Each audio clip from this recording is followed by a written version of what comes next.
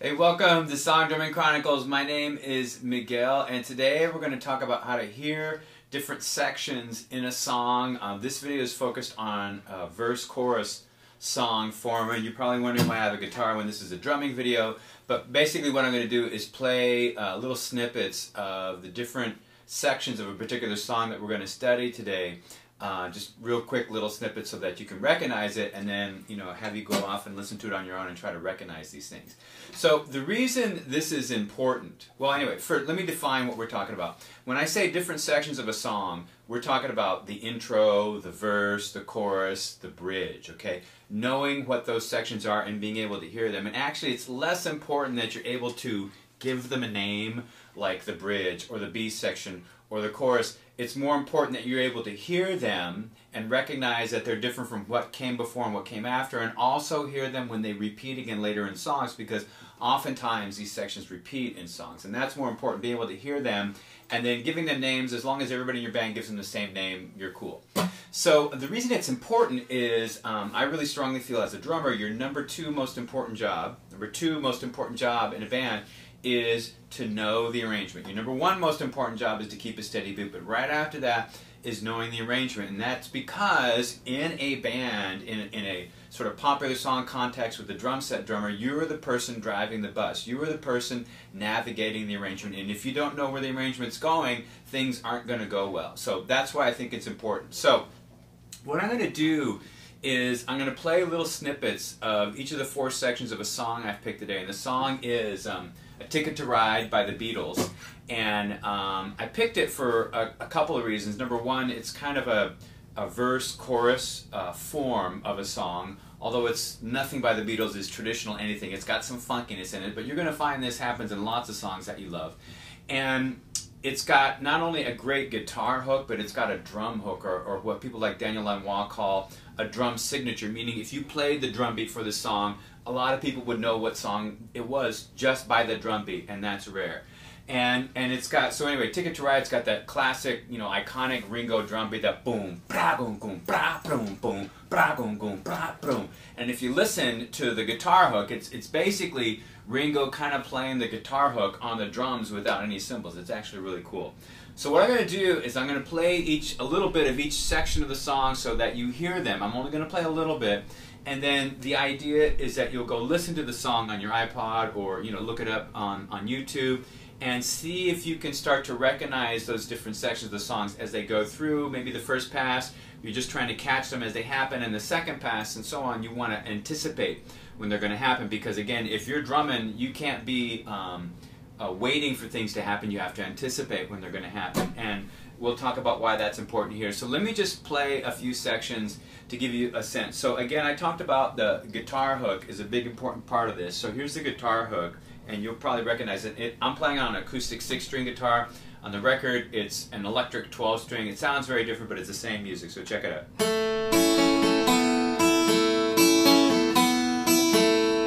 And that's almost exactly what Ringo's playing when he plays that iconic drum beat. Boom, bra, boom, boom, bra, boom, boom, bra, boom, boom, bra, boom. Okay, that's the intro. Okay, and I always call it the intro, even though it often comes up as sort of connective tissue in songs later on. It just keeps it straight for me.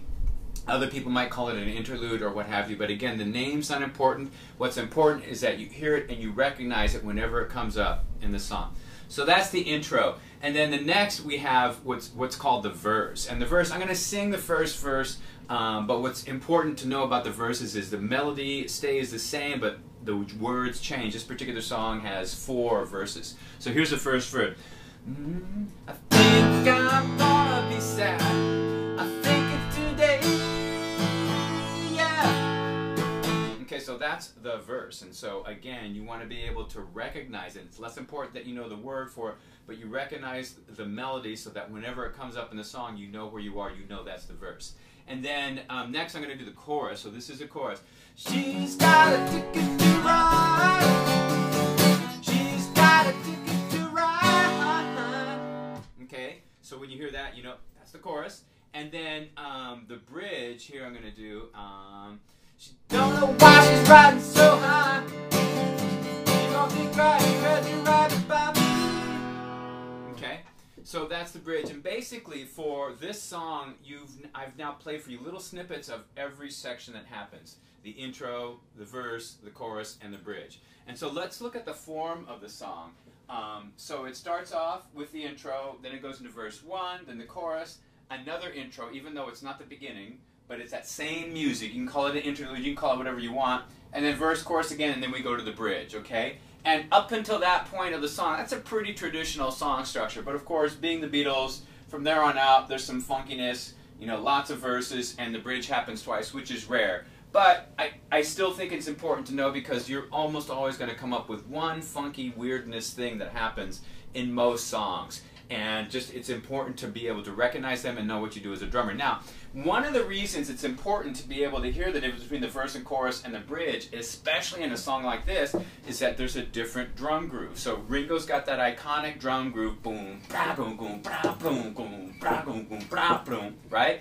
He plays that in the intro, he plays it in the verse and in the chorus, but he does not play it in the bridge. So if you're Ringo and you don't know when the bridge is happening, you don't know when to switch parts. Okay, the bridge is more of a straightforward rock beat on the hi-hat, boom, gotcha, boom, boom, gotcha, boom, gotcha. And then he switches back out of that when you leave the chorus going back to the verse. And actually he does something else incredible. That iconic drum part changes at the end of the song after the bridge. So it's kind of similar, but it's different. It's crazy. Anyway. So that's it. So the idea is, what I'd like you to try is go look this song up on YouTube. Again, it's called Ticket to Ride. It's by the Beatles. You can find it there for free. And listen to the tune and see if you can recognize those four sections, the intro, verse, chorus, and bridge. First time through, just recognize them when they happen. Second time through, try to anticipate when they're going to happen. Because remember, as a drummer, you know, you're not paid to like watch stuff go by. You're paid to drive the bus. You were there to anticipate what's going on with the form of the song. And that's why it's important. So the reason why this is important is because your number 2 job in the band is to know the arrangement better than anybody so that you can guide the band through and make sure the song goes where it needs to go and you got the right beat at the right place and you got the fills and all the transitions between the verses and the chorus or wherever else they belong. So that's it for today. Thanks for tuning in to Song Drumming Chronicles. My name is Miguel, the drummer on the guitar, and thanks for tuning in, and remember, we don't work drums. Hello, we don't work drums. We play drums. So have fun when you drum.